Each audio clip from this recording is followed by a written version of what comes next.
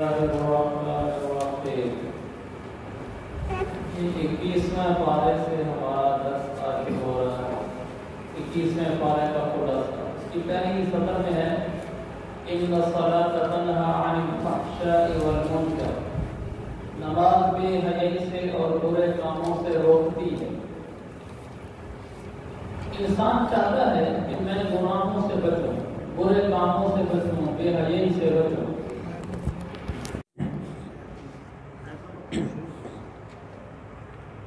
तो इंसान अगर बेहयाई से और बुरे कामों से बचना चाहता है तो उसका तरीका ये है कि वो नमाज को शुरू कर दे बड़े सही तरीके से पढ़ना।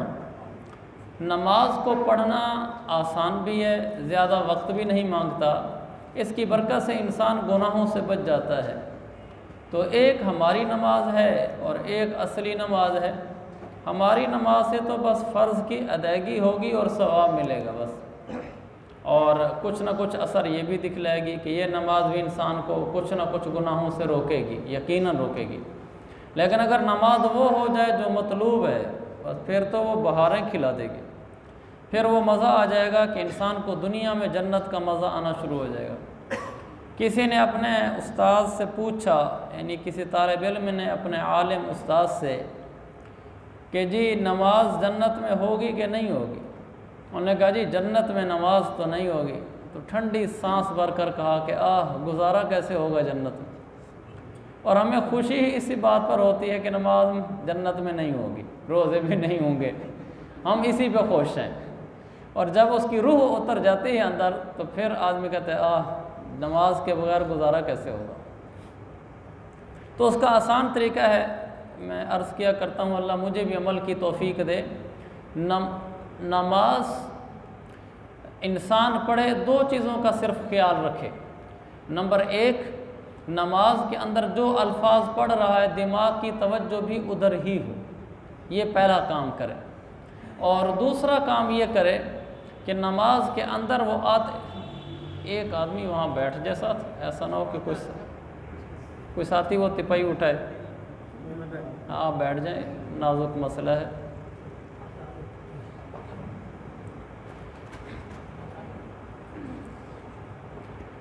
दूसरा ये है कि नमाज के तमाम अफ़आल को, सुन्नत और वाजिब वगैरह को पूरे एहतमाम और अदब से अदा करे तो नमाज उसकी ध्यान वाली बन जाती है।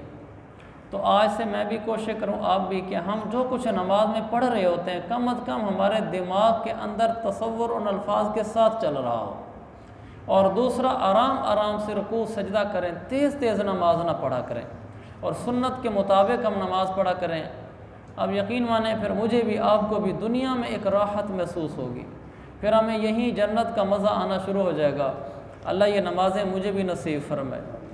दूसरे सफ़े में फरमाए 21वें पारे के, वक़अय्यिम मिन दाब्बतिन ला तहमिलु रिज़्क़हा अल्लाहु यर्ज़ुक़ुहा व इय्याकुम, का कितने जानवर ऐसे हैं जो अपनी रोज़ी नहीं उठाए फिरते, उनको अल्लाह ही रोज़ी देता है और तुम्हें भी देता है। जितने जानवर हैं ये अपनी रोज़ी तो साथ लेकर नहीं चलते। जहाँ बकरियाँ हैं, गाय हैं, भेड़ है और कीड़े हैं, मकोड़े हैं, परिंदे हैं, तोता है, फाख्ता है, जो कुछ है, जितने भी ये जानदार परिंद चरिंद हैं, इनमें से कौन सा ऐसा है जिसकी कोई दुकान हो? कौन सा ऐसा है जिसने अपने घर में रोज़ी का स्टॉक करके रखा हुआ हो? अल्लाह ताला फरमाता है मैं इन लाखों करोड़ों अरबों खरबों जानदार चीज़ों को अगर रोज़ी दे सकता हूँ तो मैं नहीं दे सकता। हम ये समझते हैं कि अगर मैंने नाजायज़ तरीका इस्तेमाल ना किया तो रोज़ी कहाँ से आएगी। रोज़ी अल्लाह ही देता है और कोई नहीं देता, इसलिए जायज़ तरीका इस्तेमाल करना चाहिए। रोज़ी की तलाश में जो मुक़द्दर की है वो मिल जाएगी। और इस सूरत की जो सूरत चल रही है इसकी आखिरी आयत है, वल्लज़ीना जाहदू फ़ीना लनहदियन्नहुम सुबुलना, जो लोग हमारे रास्ते में कोशिश करते हैं हम उनको ज़रूर राहें दिखलाते हैं। जो इंसान अल्लाह की तरफ चलता है अल्लाह उसके लिए ज़रूर राहें खोलता है। यानी एक आदमी अल्लाह की तरफ चलता है कि या अल्लाह मुझे हिदायत अता फरमा, या अल्लाह मुझे नेकी तकवा अता फरमा, उसमें मेहनत करता है, कोशिश करता है, दुआएं मांगता है, अल्लाह उसको रुसवा नहीं फरमाता, अल्लाह उसको वो चीज़ें अता फरमाता है, यानी हिदायत अता फरमाता है, अपनी मोहब्बत अता फरमाता है। हमारा काम है कोशिश करना, रब का काम है अता करना। हम कोशिश करने में सुस्ती ना करें, अल्लाह ज़रूर अता फरमाएगा। आगे सूरत रूम है, इसका शान नज़ूल अभी जब हमारा 27 रमज़ान को ख़त्म कुरान था, मैंने वहाँ बयान किया था, जो लंबा वाक़या है ईरानियों का और रूमियों का। अलिफ लाम मीम गुलिबतिर रूम फ़ी अदनल अर्द वहुम मिन बअदि गलबिहिम सयग़लिबून फ़ी बिदअ सिनीन, जिसका ख़ुलासा मैं फिर दोबारा भी अर्ज़ कर देता हूँ। उस दिन तफसील से वाक़या अर्ज़ किया था कि एक वक्त वो था जब रसूल पाक सल्लल्लाहु अलैहि वसल्लम मक्का मुकरमा में अभी नई तबलीग इस्लाम कर रहे थे। उस वक्त रूम और ईरान की आपस में लड़ाई हो रही थी। जो ईरानी थे ये सारे बुत परस्त थे, और जो रूमी थे ये नबी को मानने वाले थे और किताब को मानने वाले थे, ईसाई थे, हज़रत ईसा अलैहिस्सलाम को मानते थे, इंजील को मानते थे। तो इनकी लड़ाई के अंदर ईरानियों का पल्ला, जो बुत परस्त थे, किसी नबी किसी आसमानी किताब को नहीं मानते थे, इन ईरानियों का पल्ला रूमियों पर भारी था, जो रूमी आसमानी किताब के कायल थे, नबी के कायल थे। तो जब कभी भी ईरानियों की फ़तह की खबर मक्का मुकरमा में आती तो मुशरिकीन मक्का मुसलमानों को चिढ़ाते थे, कहते थे देखो नबी को मानने वाले, आसमानी किताब को मानने वाले आगे लगे फिर रहे हैं, और किसी भी नबी को ना मानने वाले, किसी आसमानी किताब को ना मानने वाले, हमारी तरह बुत परस्त, कैसे उन्होंने इन किताब वालों को आगे लगा रखा है। तो यकीनन ये मुसलमानों के लिए तकलीफ़ दे बात होती थी। तो इस मौके पर जो सूरत हाल बन चुकी थी वो ये थी कि रूमी 100% बदतरीन शिकस्त से दो चार हो चुके थे, और उनकी फ़तह की दूर दूर तक भी कोई अलामत नज़र नहीं आती थी। इस मौके पर कुरान उतरा, वहुम मिन बअदि गलबिहिम सयग़लिबून फ़ी बिदअ सिनीन, ये रूमी लोग जो अब शिकस्त खा रहे हैं, ये चंद ही सालों बाद 9 साल के अंदर अंदर दोबारा फ़तह पा लेंगे। जिस दिन ये फ़तह पाएंगे उस दिन मुसलमान भी खुशियाँ मना रहे होंगे, यौमइज़ यफ़रहुल मुमिनून। तो काफरों को ये बड़ी अजीब लगी दो पेशेन गोयाँ। नंबर एक कि ये रोमी लोग 9 साल के अंदर अंदर ईरानियों पर गालिब आ जाएंगे, ये कैसे हो सकता है, उन रोमियों को तो सर छुपाने की जगह नहीं मिल रही। और दूसरा, उस दिन मुसलमान भी खुशियाँ मना रहे होंगे फ़तह की, हम काफिर मुशरिकीन मक्का, हम तुम्हारे नीचे लगे पड़े होंगे, तुमसे शिकस्त खाए बैठे होंगे। तो उनको बड़ी अजीब सी हंसी आई कि अभी तो छुप छुप कर यहाँ नमाज़ें पढ़ते हो, इबादतें करते हो, और छुप छुप कर दावत देते हो, और तुम 9 साल के अंदर हमारे ऊपर हुक्मरान बने बैठे होगे और हम तुम्हारी जी जी करते होंगे। तो उस मौके पर उबई बिन खालिफ ने आकर अबू बकर सिद्दीक़ से शर्त लगा दी कि ये तुम्हारा कुरान झूठा है, अगर सच्चा साबित हो गया तो फिर 100 ऊँट की शर्त होगी।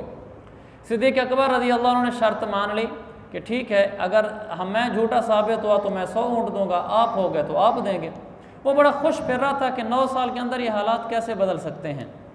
ठीक 9 साल तो बड़ी दूर की बात है, 7 साल के बाद जब बदर की जंग हो रही थी, मुसलमान ग़ज़वा बदर में फ़तह पाने के बाद जब अबू जहल का सर कटा पड़ा था, उतबा का सर कटा पड़ा था, उतैबा, जितने बड़े बड़े सरदार थे जिनके सर कटे पड़े थे, जिनके उन मौके पर सर गिरे, मुसलमान खुशियाँ मना रहे थे। ऐन उसी वक्त ख़बर पहुँची कि ईरानियों पर रोमियों को फ़तह हो चुकी है। तो वो बड़ी उनको शिकस्त हुई, इधर मुसलमानों के हाथों, उधर शर्मिंदगी हुई मुसलमानों के हाथों कि कुरान तो सच्चा साबित हुआ। तो उबई बिन खल्फ तो मर चुका था, उसका बेटा आया अबू बकर सिद्दीक़ के पास, कहा जी शर्त में मैं हार चुका हूँ, 100 ऊँट ले लो। तो अल्लाह के नबी ने सिद्दीक़ अकबर से कहा कि 2 तरफ़ा शर्त लगाना उस वक्त तो जायज़ था, लेकिन अब नाजायज़ हो चुका है, लिहाजा ये ऊँट सदका कर दो।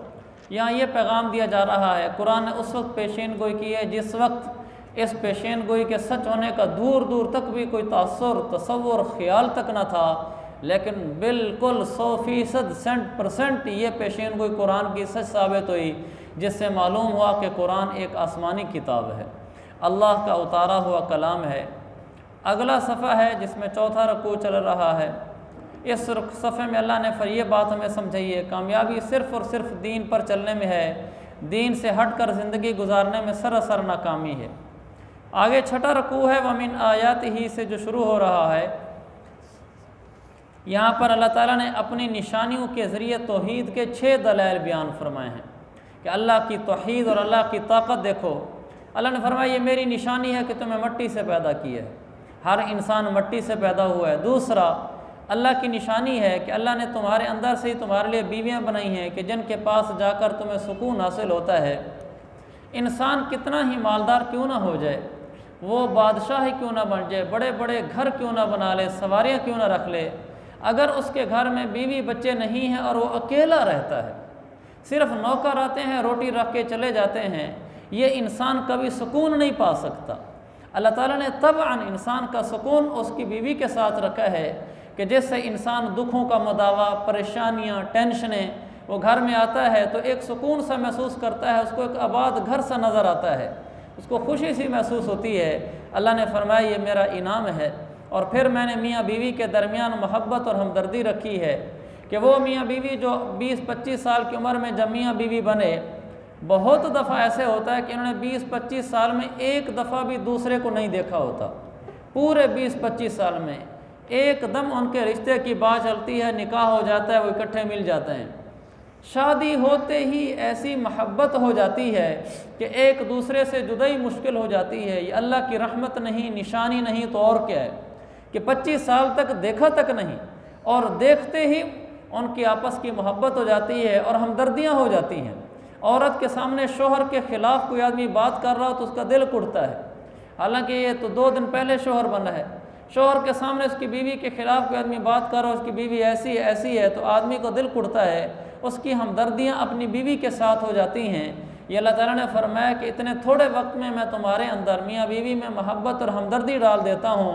ये अल्लाह की इनाम, अल्लाह की निशानी नहीं तो और क्या है। वरना दूसरे रिश्ते भी हैं, आदमी किसी जगह कारोबार करने जाता है, वहाँ भी 20-25 साल बाद किसी जगह नौकरी करने गया, वहाँ कोई आदमी उसका दोस्त बन गया, यकीनन वो मोहब्बत और हमदर्दियाँ एक दूसरे के दिलों में नहीं पैदा होती जो मियाँ बीवी के दिल में एक दूसरे के बारे में पैदा हो जाती हैं। ये अल्लाह की अता है। दूसरा फरमाया कि अल्लाह की निशानी है कि उसने आसमान और ज़मीन को बनाया, तुम्हारी शक्लें अलग बनाई, तुम्हारी ज़बानें अलग बनाई।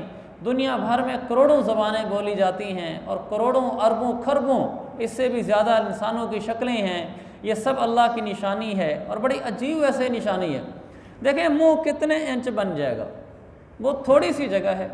सबका मुंह ऐसे ही होता है, यानी सबके मुंह में आंखें होती हैं, सबके चेहरे में नाक होता है, सबके चेहरे में होंठ होते हैं और आंखें भी सबकी एक जैसी होती हैं, यानी कि किसी की गोल हैं, किसी की लंबी हैं, और होंठ सबके एक जैसे होते हैं, यानी उसकी साख्त एक जैसी बनी हुई है। दांत सबके ऊपर नीचे होते हैं, नाक सबका इसी जगह होता है, रुखसार सबके यहीं होते हैं, दाढ़ी सबकी यहीं उगती है। हैरत की बात यह है कि इतने चंद इंच की जगह में अरबों खरबों अल्लाह ने शक्लें बनाई हैं कि वो एक दूसरे से मिलती तक नहीं। आप किसी बड़े से बड़े मुसव्विर को कहें कि ये टोटल जगह है आपके लिए, इतना ही एक इंसान का मुँह होता है, ये जगह है, आप इसमें मुझे 1 खरब शक्लें बना दें जो एक दूसरे से मिले ना, और सब में नाक दरमियान में हो, सबके होंठ एक जैसे हों, सबकी आँखें, सबके रुखसार, सबकी दाढ़ी, सबकी पलकें, सबके अबरू एक जैसे हों।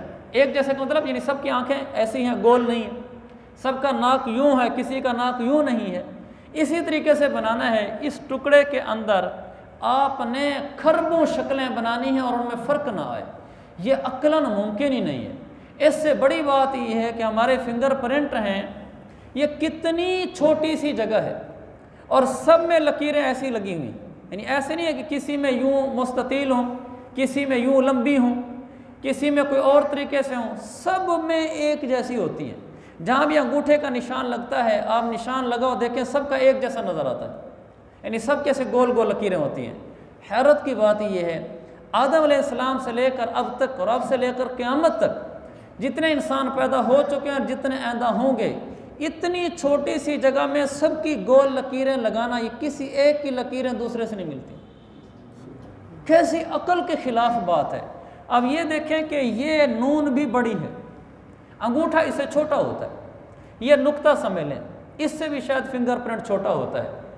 इस छोटे से जगह के अंदर लकीरें गोल ही लगानी है और फिर खरबुल आपने इस तरह के निशान बनाने हैं, कोई एक निशान दूसरे से न मिले और सब में लकीरें आपने ऐसे लगानी है, किसी में यूँ क्रॉस नहीं मारने। अकल भी नहीं मानती इस बात को कि ये कैसे हो सकता है, आप कितने डिज़ाइन उसमें बना लेंगे। और साइंसी तहकीक यही है जिसकी वजह से फिंगरप्रिंट की हैसियत है कि मरे हुए लोग फिर बाद में आने वाले लोग इनमें से किसी के आपस में नहीं मिलते। ये नहीं कि मौजूदा ज़माने में नहीं मिलते, आदम अलैहिस्सलाम से लेकर अब तक जितने इंसान हुए मरे हुए लोगों के भी फिंगरप्रिंट आने वाले लोगों से नहीं मिल रहे। उन्होंने इसकी बाकायदा तहकीकात की हैं, तभी तो फिंगरप्रिंट लगवाते हैं। वरना हो सकता है जो मर गया हो बाद में आने वाले बेटे के अंगूठे के निशान, बाप के अंगूठे के निशान से मिलते हों, पोते के मिलते हों, वो कागज़ लेकर चला जाए जी दादा के अंगूठे लगे हुए हैं, ज़मीन हमें दी थी। ये हो ही नहीं सकता। और अक्ल इस बात को नहीं मानती कि ये झूठ है कि यहाँ किसी के लकीरें आपस में न मिलें, लेकिन ये हक़ है।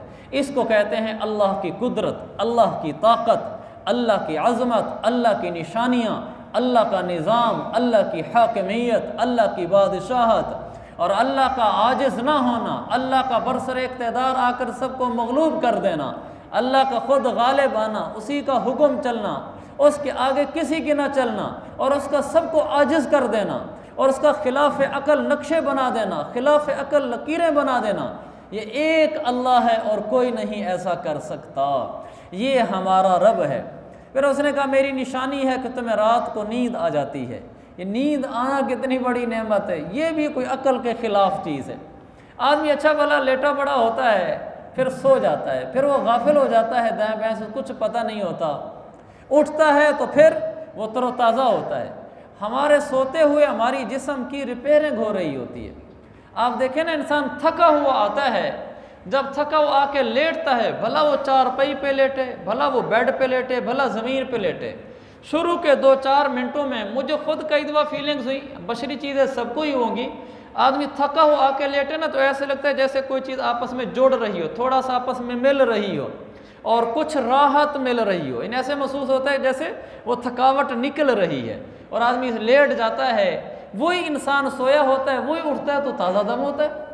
उसको सोते हुए कोई इंजेक्शन तो नहीं लगाया, सोते हुए उसको ताकत तो नहीं दी गई, सोते हुए उसको कुछ खिलाया पिलाया तो नहीं गया। क्या हुआ है कि वो थका हारा इंसान जो काम करने की सलाहियत नहीं रखता, कहता है मेरी बस है, अब 10,000 रुपये का ग्राहक भी आ जाए, 50,000 का भी आ जाए, मेरी बस है। यही जब उठता है, अब 500 रुपये का ग्राहक भी हो तो ताज़ा दम हुआ खड़ा होता है। ये ताकत किधर से आई है? ये जिस्म किसने ठीक किया है टूटे हुए जिस्म को? इसमें कौन सा इंजेक्शन लगाया गया है सिवाय उस अल्लाह की ताकत के? और क्या चीज़ है? इसलिए वो फरमाते हैं वमिन आयातिही मनामुकुम बिल्लैल, रातों को जो तुम सोते हो ये मेरी कुदरत की निशानी है, ये मेरी ताकत की निशानी है। मैं कैसे निज़ाम चला रहा हूँ, तुम्हारी थकावटों को दूर कर देता हूँ। वरना ये थकावट भी एक बीमारी है। जैसे बीमारी में हम कोई काम नहीं कर सकते, हिम्मत नहीं होती, कहते हैं जी बुखार तेज़ हो गया है, दवाई लो ताकि जिस्म में हिम्मत है। थकावट भी ऐसी एक बीमारी है कि आदमी में हिम्मत नहीं रहती, काम करने का हौसला नहीं रहता, जिस्म से जान निकल चुकी होती है, जैसे बुखार वाले आदमी को होती है। बुखार ठीक होता है इंजेक्शन से, दवाई से, और ये थकावट ठीक होती है लेट जाने से। ये अल्लाह की कुदरत है। हम उस अल्लाह पर ईमान लाए हैं, उसकी अज़मत के क़ैल हैं, उसको बड़ा मानते हैं, उसको वहदहु ला शरीक मानते हैं। आखिर में अल्लाह ने निशानियाँ बयान करते करते आखिर में कहते हैं ना गल मुकदी मुका, अल्लाह ने फरमाया वलहुल मसलुल आला। बात यह है कि उसकी शान बहुत ऊँची है। वलहुल मसलुल आला, बात यह है कि उसकी शान बड़ी ऊँची है, वो बड़ी ऊँची शानों वाला है। क्या क्या तुम उसके फिंगरप्रिंट की निशानियाँ देखते रहोगे? क्या तुम चेहरे के खद व खाल देखते रहोगे? अजब ज़ात है। आगे अल्लाह ताला ने फरमाया व इज़ा अज़क़ना अन्नास रहमतन फ़रिहू बिहा, अल्लाह ने शिकवा किया है जब इंसान के पास राहत और खुशहाली आती है तो इतराने लग जाता है। व इन तुसिबहुम सय्यअतुम बिमा क़द्दमत अयदीहिम इज़ा हुम यक़नतून, जब तकलीफ़ और आजमाइश आती है तो नाशुक्रा बन जाता है। ये इंसान की कमज़ोरी है। माल, सेहत, इज़्ज़त के वक्त इतरा जाता है, गर्दन सीधी कर लेता है, कहता है तू मुझे जानता नहीं, कहता है अपनी औकात में रहे, और कहता है मेरे जैसे देखे नहीं होंगे। और नाशुक्र इस वक्त इतराने में मुब्तला होकर अल्लाह के नाफरमान बंदों में शुमार हो जाता है। और अल्लाह अगर इसकी गर्दन तोड़ दे, गर्दन से ज़रा सरिया निकाल ले, बिस्तर पर लिटा दे, इसको बीमार हो जाए, तो फिर नाशुक्री में लग जाता है कि है मैं मर गया और है ऐसा हुआ। हालांकि इस हाल में भी शुक्र अदा करना चाहिए था।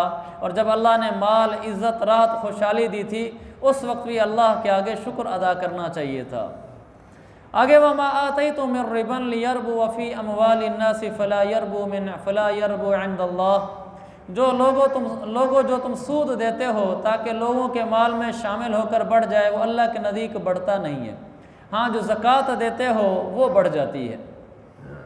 यहाँ अल्लाह ने सूद की मुआनत की कि सूद बढ़ता नहीं है। देखने में सूद बढ़ता है, हकीकत में सूद नहीं बढ़ता। सूद के बढ़ने की मिसाल ऐसी है जैसे मेरे जिस्म के ऊपर फोड़ा निकला है। देखने में वो जिस्म मेरा बढ़ गया है, मोटा हो गया है, लेकिन हकीकत में मेरा जिस्म बढ़ा नहीं है, बल्कि मेरा जिस्म बीमार हो गया है। ऐसे ही जब सूद से माल बढ़ता है, वो ऐसे जैसे फोड़ा जिस्म पर निकल आया हो और जिस्म बढ़ गया हो। वो बीमारी होती है, उसको काट के फेंकना होता है, उसको पेट के अंदर नहीं ले जाना होता खा कर सूद को, उसको दूर फेंकना होता है। तो अल्लाह ताला में समझा रहा है कि सूद से माल बढ़ता नहीं है, माल ज़कात से बढ़ता है। लाख रुपए में 2,500 दे दिए, 97.5 बचे हैं, तो ये 97.5 बढ़ गए हैं, घटे नहीं हैं।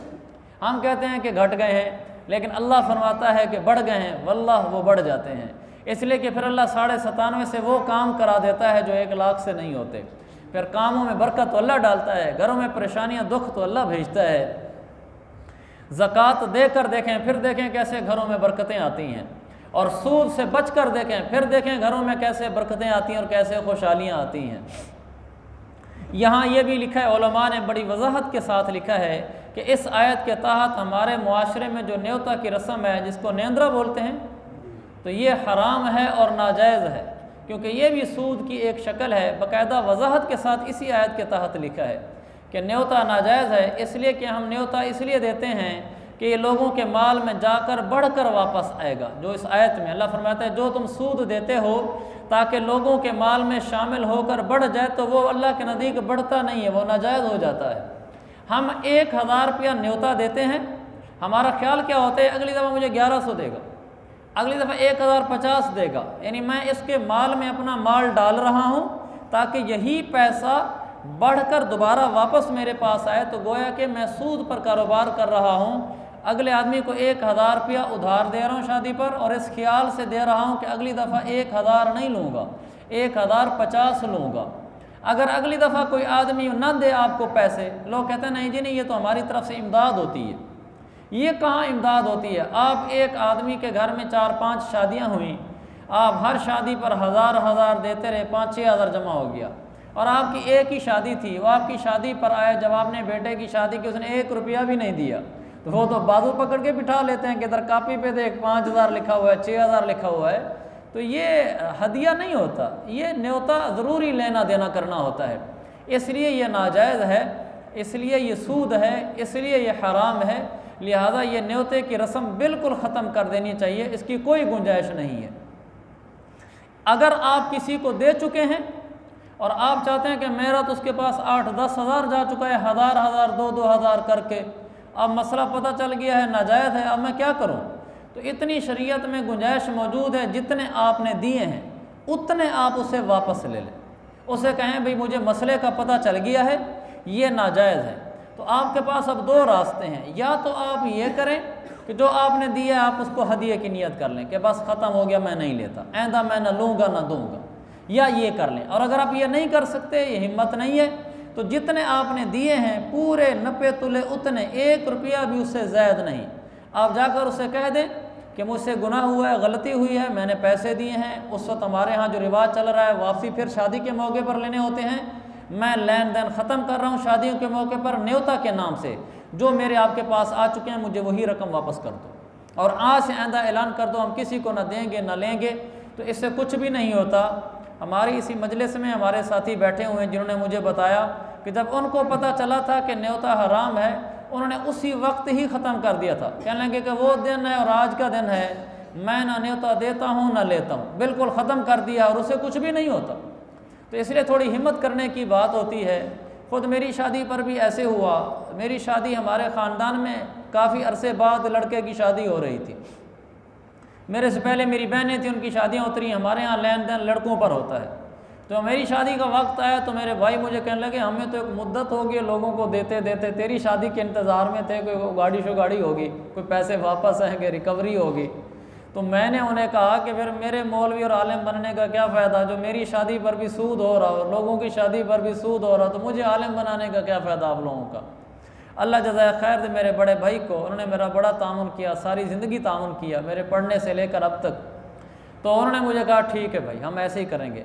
तो उन्होंने बड़ी हिम्मत की और साफ ऐलान कर दिया कि हम न्योता नहीं लेंगे। और मुझे उनके बकौल के हम एक बहुत बड़ी रकम दे चुके थे, कई सालों से चूँकि शादियाँ खा रहे थे, पूरे देश की खा रहे थे, तो उन्होंने किसी से कोई न्योता नहीं लिया। ये मेरी नेकी नहीं है, ये मेरे भाई की नेकी है।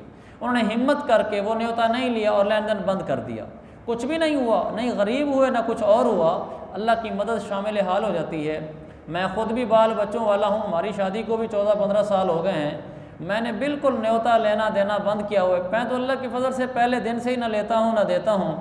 तो शादी में हम जाते हैं लेकिन हम ना न्योता लेते हैं और ना अभी हमारी कोई शादी हुई है बेटे की कि हम उनसे लें, और ना मैं देता हूँ। हाँ, आप वैसे मदद कर सकते हैं, ये नहीं है कि न्योता नहीं देना तो उसकी मदद ही नहीं करनी। हाँ, कोई गरीब आदमी है या आपका दोस्त आदमी है, भला गरीब ना सही, आप इस तरीके से उसकी मदद करें कि लेन देन की शक्ल दरमियान में कायम ना हो। मसलन आप शादी के अभी शुरू के दिन हैं, तो आप चले जाएं, आप उनको कह दें जी आप मेरे दोस्त हैं, ये ओवन मेरी तरफ से हो गया, वॉशिंग मशीन मेरी तरफ से होगी। लेकिन इस तनाजुर में कि लेन देन ना समझा जा रहा हो, ये ना कि आज आप उसको लेकर दे रहे हैं, कल जब आपके यहाँ शादी हो तो वो आपको लेकर दे, ऐसा भी होता है। मतलब हमारे यहाँ यूँ भी चलता है कि मतलब पैसे तो नहीं दिए, फ्रिज लेकर दे दिया है, और ख्याल क्या होता है कि जब मैं शादी करूँगा तो ये कम अज़ कम मुझे फ्रिज देगा, या फ्रिज जितने पैसे देगा, फिर वही न्योता हो गया। ये ऐसी कोई शक्ल कायम हो कि आपका लेन देन ना हो, सिर्फ आपकी तरफ से देना हो, और अगला भी इसको समझ रहा हो कि इसने वापस लेना नहीं है मुझसे, ये मोहब्बत में दे दिया है, फिर कोई हर्ज नहीं है। लेकिन जहाँ लेन देन की शक्ल बन जाए, चाहे वो आप चीज़ दें या पैसे दें, और अगला उर्फ के तहत, मुआशरे के तहत समझ रहा हो कि कल मुझे भी ये देने होंगे इसको, और फिर मुआशरे में थोड़ा बढ़ा के देना होता है, तो ये नाजायज़ हो जाएगा। हमें कुरान के इन तालीमात पे अमल करना चाहिए। हाँ, आगे फरमाया ज़हरल फ़साद फ़िल बर्रि वल बहरि बिमा कसबत ऐदिन नास। दुनिया में जो भी आफतें आती हैं हमारे गुनाहों का नतीजा होती हैं, ये भी समझने की चीज़ है। ये जो सैलाब आते हैं, ज़लज़ले आते हैं, वबा आजकल कोरोना की आई हुई है, ये सब हमारे गुनाहों का नतीजा है। अल्लाह भेजता क्यों है? लअल्लहुम यरजिऊन, ताकि ये तौबा कर लें। वबा आई हुई है, हमें तौबा करनी चाहिए। ये जुमला बिल्कुल गलत है कि हमने कोरोना से डरना नहीं है, कोरोना से लड़ना है, ये गलत है। सही जुमला ये है कि कोरोना से डरना नहीं है, कोरोना से बचना है। लड़ने का क्या मतलब? अल्लाह ने अज़ाब भेजा हुआ है, तो हम उस अल्लाह के अज़ाब से लड़ना चाहते हैं। अल्लाह से कौन लड़ सकता है? लिहाजा हमने उससे बचना है तौबा के ज़रिए से, हमने उससे बचना है मुआफ़ी के ज़रिए से कि अल्लाह हमारे गुनाहों को मुआफ़ फरमा और हमें इस अज़ाब और मुसीबत से बचा ले। ये ज़िमनन बात ही, हमारे यहाँ बहुत सारे साथी इस गलत फहमी का शिकार हैं कि कोरोना कोई बीमारी नहीं है, कोरोना एक साजिश है जिसकी वजह से हरमैन बंद करवा दिए गए हैं, मदारिस बंद करवा दिए गए हैं, मस्जिदें बंद करवा दी गई हैं। लिहाजा कोरोना कोई चीज़ नहीं है। ये टॉपिक लंबा हो जाएगा, मैं इसको नहीं छेड़ना चाहता। ये बात ऐसे नहीं है मेरे अजीज़ों। कोरोना एक हकीकी बीमारी है और वबाई बीमारी है। हाँ, ये नुक्ता नज़र इसमें कहा जा सकता है कि ये कुदरती बीमारी है या प्लांटेड वायरस है, यानी ये मसनूई वायरस है, बनाकर छोड़ा गया है, या कुदरती तौर पर किसी ने बनाया नहीं, ख़ुद ब खुद अल्लाह की तरफ से आ गया है। ये अलहदा उन्वान है जिसको ज़ेर बहस लाया जा सकता है, लेकिन ये ज़ेर बहस लाने की बात ही नहीं है कि कोरोना कोई बीमारी ही नहीं है, ये ऐसे बस निरी साजिश है। ये बात ठीक नहीं है। अल्लाह ताला इसकी हमारी इस बीमारी से हिफाजत फरमाए। जिन लोगों को हुआ है और जिनके घरों में हुआ है, आप उनसे पूछें कि क्या तकलीफ़ होती है। ये आगे सूरह लुकमान है। सूरह लुकमान के अंदर हज़रत लुकमान अलैहिस्सलाम की नसीहतें अपने बेटे को। लुकमान अलैहिस्सलाम नबी नहीं थे, लुकमान अलैहिस्सलाम वली थे, यही सही कौल है। बाज़ लोग कहते हैं नबी थे, वो नबी नहीं थे। हज़रत लुकमान अलैहिस्सलाम ने अपने बेटे को कई नसीहतें की हैं, लेकिन एक बात ख़ास तौर पर काबिल गौर है। उन्होंने बेटे को नसीहत करते हुए कहा, या बुनैया ला तुशरिक बिल्लाह, कहा मेरे प्यारे बेटे तुम शिरक न करना, शिरक तो बड़ा भारी जुल्म होता है। आगे फिर अगली नसीहत की तो फिर कहने लगा, या बुनैया इन्नहा इन तकुम मिस्काला।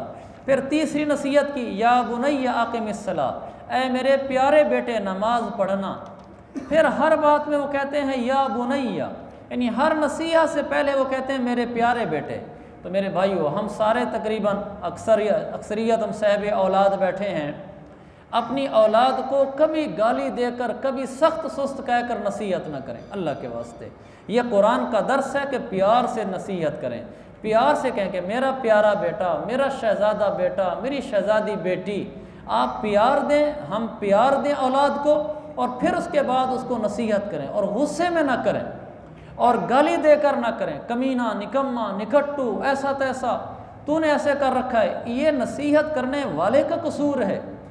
अगर बेटे के ज़िम्मे कोई चीज़ें हैं कि बाप का अदब करे, तो बाप के ज़िम्मे भी कोई चीज़ें हैं कि वो बेटे को नसीहत करते हुए प्यार का लहजा इस्तेमाल करे। ये कुरान की तालीमात हैं। जब नबियों ने भी अपने बेटे को पुकारा तो या बुनैया कहा। इब्राहीम अलैहिस्सलाम ने इस्माईल अलैहिस्सलाम को कहा या बुनैया इन्नी अरा फिल मनामी अन्नी अज़बहुक, मेरा प्यारा बेटा, मैं ख्वाब में देख रहा हूँ कि मैं आपको ज़िबा कर रहा हूँ। उन्होंने भी कहा मेरा प्यारा बेटा। याकूब अलैहिस्सलाम ने यूसुफ अलैहिस्सलाम से कहा या बुनैया ला तक़्सुस रुयाक, ऐ मेरे प्यारे बेटे, तुम अपना ख्वाब अपने भाइयों को न बताना। उन्होंने भी प्यारे बेटे का लफ्ज़ इस्तेमाल किया। नूह अलैहिस्सलाम ने अपने बेटे काफिर बेटे किनान को कहा या बुनैया इरकब माना। ये सब मैं कुरान की आयतें पढ़ रहा हूँ मुख्तलिफ जगहों से। जहाँ भी कुरान में किसी नबी ने अपने बेटे को पुकारा है तो प्यारा बेटा कहा है, बेटा नहीं कहा। तो हमें भी चाहिए कि हम अपने बेटे को प्यारा बेटा कहा करें। मैं भी टूटी फूटी इसकी कोशिश करता हूँ कि रूटीन में भी अपने बेटों को प्यारा बेटा कहा करूँ। जब से ये दर्स हमने पढ़ा है इसका बड़ा अच्छा असर पड़ता है। हम औलाद को प्यार दें, हम औलाद को प्यार दें, हम औलाद को प्यार दें। यही कुरानी तालीमात हैं और इसी में दुनिया के भी फ़ायदे हैं। वरना औलादें बागी हो जाती हैं, फिर माँ बाप रोते पिटते हैं। बाप कहता है मेरा बेअदब है मेरा बेटा, नाफरमान है, गुस्ताख है, हालांकि इसमें कसूर बाप की गलत तरबियत की वजह से बाप का कसूर होता है। प्यार से बड़े बड़े मसले हल होते हैं। आगे सूरत सजदा है, इसमें कई अहम मज़ामीन हैं जो मैं वक्त की किल्लत की वजह से छोड़ रहा हूँ। एक ये भी है कि याअलमु मा फिल अरहाम, माओं के पेटों में क्या है अल्लाह जानता है। ये बड़ा तफसीली टॉपिक है, इस पर मेरा एक 17-18 मिनट का क्लिप भी है बहुत तफसील के साथ। कि ये जो अल्ट्रासाउंड से मालूम हो जाता है कि पेट में बच्चा है या बच्ची है, ये इस आयत के ख़िलाफ़ नहीं है। लिहाजा अल्ट्रासाउंड कराना कि बेटा है या बेटी है ये गुनाह भी नहीं, नाजायज़ भी नहीं, और कुरान की इस आयत के ख़िलाफ़ भी नहीं है। एक तफसीली मौजू है जिसको फ़िलहाल मैं अर्ज़ नहीं कर सकता। आगे सूरत सजदा है। ये सूरत वो है कि जिसके बारे में रिवायत में आता है कि रसूल पाक सल्लल्लाहु अलैहि वसल्लम जब तक ये सूरत और सूरत मुल्क पढ़ते नहीं थे उस वक्त सोते नहीं थे। यानी आप सूरत मुल्क और सूरत सजदा पढ़ कर सोते थे। आगे अल्लाह ने अपनी तौहीद बयान की, अल्लाह वो जिसने आसमान और ज़मीन को पैदा किया। फिर क़यामत के दिन मुजरिमों का हाल बयान किया है। वो कहेंगे अल्लाह हमने अपनी आँखों से देख लिया, आखरत हक़ है, फ़रजिअना नअमल सालिहन इन्ना मूक़िनून, अल्लाह हमें यकीन आ गया है, अब हमें वापस भेज दे, हम नेक अमल करके लाएंगे। अल्लाह फरमाएगा अब नहीं, अब दुनिया गुजर चुकी है, नेकियां दुनिया में करनी होती हैं। फिर अगले 15वें रकू में फरमाया अफमन कान मुमिनन कमन कान फासिका, भला नेक आदमी और गुनहगार आदमी बराबर हो सकते हैं। और ऊपर तहज्जुद वालों की शान बयान की। अल्लाह ने फरमाया जो तहज्जुद वाले हैं अल्लाह उनको इतना अच्छा बदला देगा, कुर्रत आयुन, उनकी आँखें ठंडी हो जाएंगी। क़यामत वाले दिन अल्लाह इनको इतना अच्छा बदला देगा, उनको मंज़र को देखकर, अपने इनाम को देखकर आंखें ठंडी करेंगे। अल्लाह ये तहज्जुद मुझे भी नसीब फरमाए, आपको भी। मैं अर्ज़ क्या करता हूँ, अर्ज़ अपने लिए क्या करता हूँ, आप भी हमारे भाई हैं। हम में से कोई आदमी बेतहज्जुद गुजार ना हो, कोई आदमी भी, एक आदमी भी। चूँकि हम नमाज इशा तो सारी पढ़ते हैं, तो इशा की नमाज के बाद 2-4 नफिल तहज्जुद के पढ़ लिया करें तो तहज्जुद हो जाएगी। रात को जाग आ जाए 4 नफिल और भी पढ़ लिया करें, वरना इशा के बाद पढ़कर सो जाया करें, ये भी तहज्जुद है। आगे सूरह अहज़ाब है, इसमें जंग अहज़ाब, जंग खंदक का तज़किरा है। ये 5 हिजरी में हुई थी, जब बदर और ओहद की नाकामी के बाद काफिरों ने देखा हमारा तो कोई हाल ही नहीं हुआ। उन्हें बहुत सारे कबाइल को इकट्ठा किया और मुसलमानों के ख़िलाफ़ जंग की। 1 महीना जंग जारी रही, बिल आखिर मुसलमानों को फ़तह हुई। इस जंग में चूँकि खंदक खोदी गई थी, खंदक एक बहुत बड़े गड्ढे को कहते हैं, इसलिए जंग का नाम जंग खंदक है और जंग अहज़ाब है। एक ख़ास हुक्म इसमें यह है, अल्लाह ताला फरमाता है वमा जअल अदियाकुम अबनाकुम, तुम्हारे मुँह बोले बेटे तुम्हारे हकीकी बेटे नहीं होते। ये याद रख लें, जो बेटा मुँह बोला होता है, ले पालक होता है, वो हकीकी बेटा नहीं होता। मसलन मेरी औलाद नहीं है, मैंने अपने भाई का बेटा ले लिया है, वो मेरे भाई का बेटा है, मेरा नहीं है। याद रखें, वालिद के खाने में उसके असली बाप का नाम लिखा जाएगा, मेरा नाम नहीं लिखा जाएगा, क्योंकि मैंने तो ले पालक लिया हुआ है। वो मिरास भी अपने असली वालिद की लेगा, मेरे से बतौर वालिद के मिरास नहीं लेगा। और मेरी बीवी से उसका पर्दा होगा अगर वो बीवी, मेरी बीवी उसकी नामहरम बनती है। मसलन जैसे हम भाई हैं, मैंने भाई के लिए है तो मेरी बीवी उसकी चची बनती है। आमतौर पर चची से पर्दा होता है, अगर चची खाला वगैरह ना हो तो जब बड़ा हो जाएगा, बेटा था तो उसको पर्दा होगा। तो इन बातों का ख्याल रखना चाहिए। फिर क्या करना चाहिए कि बड़ा हो जाए पर्दा भी ना हो, उसके लिए फिर जिस आदमी को ये मसला दरपेश हो वो किसी आलिम से रब्ता कर ले। हम इंशाल्लाह अर्ज़ कर देंगे कि क्या करना चाहिए, उसका भी हल मौजूद होता है। लेकिन इतना मसला ज़हन में रखना चाहिए, ले पालक बेटा हकीकी बेटा नहीं होता। वो अपने बाप का नाम लिखवाएगा, उसी की जायदाद में से मीरास पाएगा। जिसके पास होता है वो इसका पालने वाला कफ़ील होता है, बाप नहीं होता। आगे अल्लाह ताला ने फरमाया है, नबी अज़वाजुहु उम्महातुहुम, नबी की बीवियाँ उम्मत की माँ होती हैं। इसलिए हम कहते हैं उम्मुल मोमिनीन हज़रत आयशा सिद्दीक़ा, उम्मुल मोमिनीन यानी हज़रत आयशा हमारी माँ हैं। इसलिए कि नबी की जितनी बीवियाँ हैं वो सब हमारी माँ हैं। तो माँ होने का मतलब ये है कि जो एहतराम तकद्दुस हम अपनी माँ का करते हैं वही उनका करेंगे। ये मतलब नहीं है कि ये और मर्दों के मीरास में से भी हिस्सादार होंगे, यानी जो सहाबी फौत होगा ये उसकी माँ होगी, मीरास भी मिलेगी, ऐसा नहीं होगा। ये भी नहीं होगा कि इनसे पर्दा नहीं होगा, इनके साथ बैठकर बातें कर सकते हैं, ये भी नहीं होगा। पर्दा होगा बाकायदा, कुरान में आता है क्या आता है, फ़स्अलूहुन्ना मिन वराइ हिजाब, पर्दा करेंगी बाकायदा। अलबत्ता तकद्दुस में एहतराम में ऐसे होंगी जैसे माँ होती है। और आगे फरमाया लक़द कान लकुम फ़ी रसूलिल्लाहि उस्वतुन हसना, रसूलुल्लाह सल्लल्लाहु अलैहि वसल्लम की ज़िंदगी में नमूना है खूबसूरत। अल्लाह के नबी की ज़िंदगी में खूबसूरत नमूना है। ये नहीं कहा कि हज़ूर की ज़िंदगी में मुकम्मल नमूना है, कामिल नमूना है, ये नहीं कहा, बल्कि कहा खूबसूरत नमूना है। मेरे नबी की ज़िंदगी सिर्फ कामिल और मुकम्मल नहीं है, बल्कि नबी की ज़िंदगी जो अपना लेता है उसमें हुस्न आ जाता है, उसकी मईशत में हुस्न आ जाता है, उसके मुआशरत में हुस्न आ जाता है, उसकी पूरी ज़िंदगी में खुशहालियाँ आ जाती हैं। नबी की ज़िंदगी को अपनाने से अल्लाह ताला मुझे और आपको अमल की तौफीक अता फरमाए।